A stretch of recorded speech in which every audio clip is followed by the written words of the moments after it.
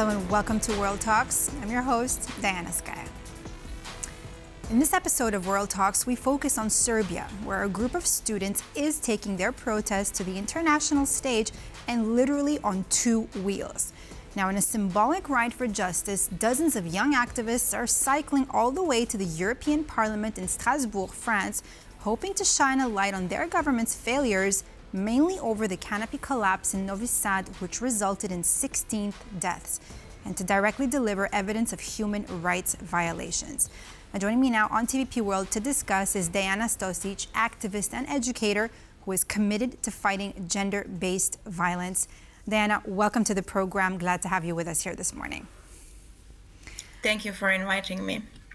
So, what exactly are these young activists cycling all the way to Strasbourg hoping to achieve? Give us a little bit of a rundown of their path so far and how it's looked like, and where do you see this all going?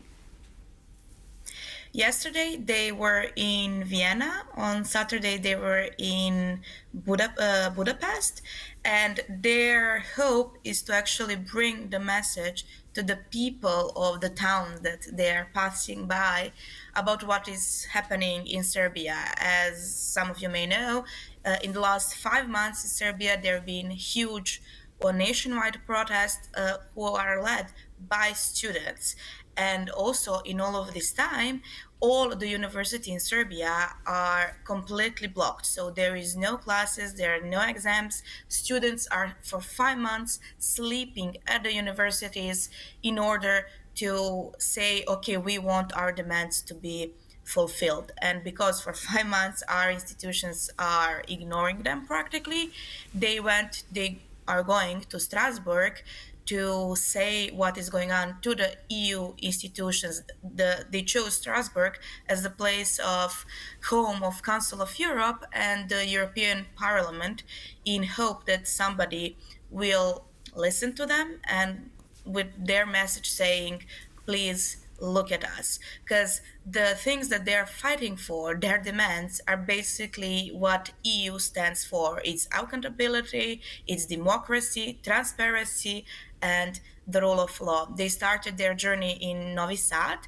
which is the place where canopy of the trail station fell and killed 16 people. And they're bicycling 1,300 kilometers to the Strasbourg. They are expected to be there around 14th of April. We are hoping that they're going to be safe and that somebody will hear what they want to say. Dejana, you've said so many important things here. You've mentioned it out, but let me ask you this, just to go back to what they're hoping to achieve. But what is the main? You talked about here having their demands met and listened to, but what are they really hoping to achieve? Is this really only about the Novi Sad incident, which killed 16 people, or is it just more than that? What can you tell us about that in more detail? Well, it started as a silent protest, silent standing for 15 minutes back then for 15 victims who were killed by the canopy in Novi Sad. But later, because of what students did and called people to join them, was just to stand still for 15 minutes, giving respects from 11:52 until 12:08. But in some of these standings in the streets, students were constantly being attacked, and that actually provoked the blockades of university. So their message is not just about canopy, it's also one of their demands is that people who were the attackers on students and on citizens to be held accountable. We don't know them. Our police doesn't want to give their names, even though people identify them. They said that they're part of the government parties. We have their photos, we have their IDs, we have their everything, but police and the government doesn't want to actually prosecute them. So one of the demands of the students is for these people to be held accountable. And it's not just about Novi Sad canopy. It started like that, but it actually became much wider because actually this is the, how I say, the tip of the iceberg of the corruption that is being held in Serbia. And I also think that this is a good thing for people who are living in EU countries to talk with our students, to hear what they want to say, but also to understand this as a warning message of some sorts, because it says what can happen in a country if you let corruption rule it. This is not the first time that something like this happened. In previous years, we have mass shooting. The trial are still going on, and nobody is held accountable for now. Just in the last year, so we had falling of a canopy. We have tire of the bus falling out, killing a woman. We have the arson in home for elderly people, killing, I think, 18 people, I'm not sure. We have people being beaten up to the point that they smashed the jaw of one student, girl student. We have people being held in police station and being beat up in the police station so bad that they had to be that some of their organs had to be amputated. So it's not just about canopy, it's about all overall state of human rights, of democracy, and of rule of law, because right now Serbia is completely divided country by the ones who are in the government can do whatever they want, and the ones who are not part of the government party are actually just saying, okay, am I and my friends and my family, are we going to live through tomorrow? Because now we don't know. Then, these youth activists have been welcomed with support along their biking journey. In Budapest, the mayor of the city welcomed them. How important do you think is this international show of solidarity for their cause? I think it is really important, especially because the EU has some sort of negative look around to the Serbian people, unfortunately. But Budapest, Vienna are cities where a lot of Serbian people are living. And I think this kind of international support is really important because people are finally realizing that we have friends in the EU, that we belong to the EU, and also having a mayor of Budapest coming and saying, we know how to deal with autocrats, we know how to fight for the human rights and against violence and against corruption, is really big message of saying, okay, we now realize the government, the politicians that you're having in Serbia, and we want to help you change that. I hope that that is what they want. Then, do you think this kind of journey and this entire momentum can actually impact decision makers in Strasbourg and once they get there? I hope so. I know that students addressed the Parliamentary Assembly of the Council of Europe, the Commission of Human Rights, the Directorate for Democracy and Human Rights, and the Committee of Ministers. For now, it is not disclosed whether some of them are going to actually have meetings and to hear what they want to say, but I hope that is going to happen.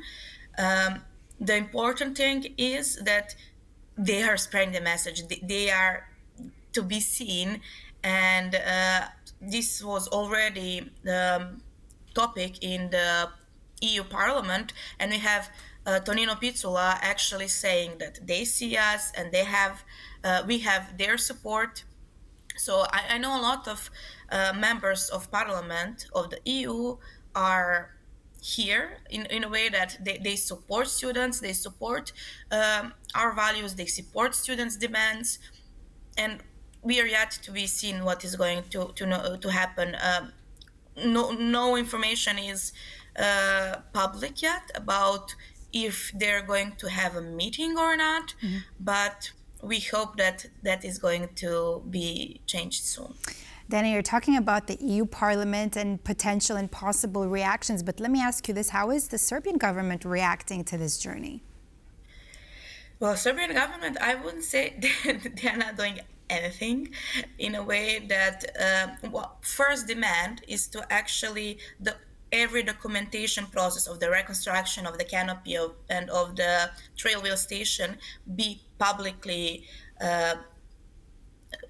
be public. They said that they actually fulfilled this demand, but that's not true. They did it over course of couple of times. So every time they say this is the last one, this is everything, and then after 2 or 3 weeks they give us more documentation. So they had enough time to iron it up, to spice it up. The issue is that a lot of contracts are top secret. A lot of contracts are with Chinese government that we cannot get hold of them. We see that this whole reconstruction actually cost a lot more than actually should be. And the government is just, the thing that they are doing is just inciting violence. So 2 weeks ago, random women in Niš, which is third largest city in Serbia, attacked dean of the philosophical faculty with a knife. And she was just screaming, oh, I have a paper that I'm mentally ill, I can do this, and actually attack a dean of the faculty with a knife, stabbing her in the hand.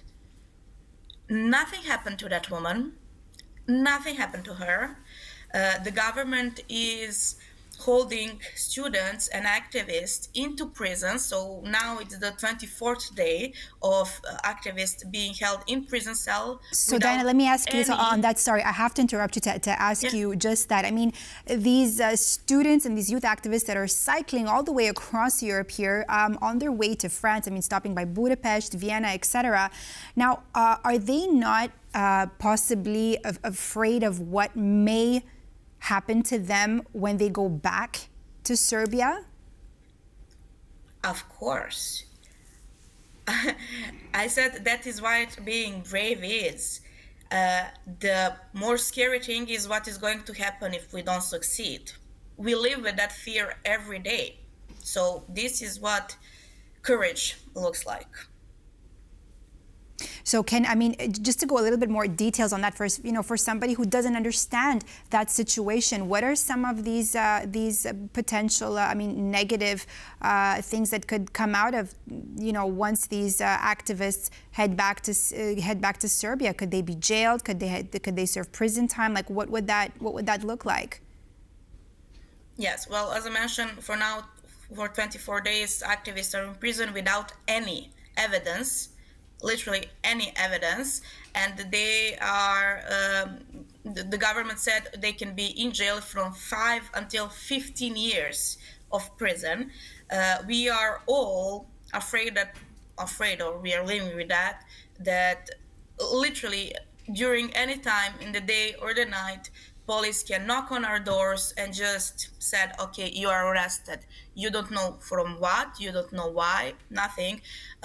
People are getting arrested in protest. The lawyer help is being held down in a way that even when you go to the police station and you said, I want to talk with my lawyer, police says no. So yes,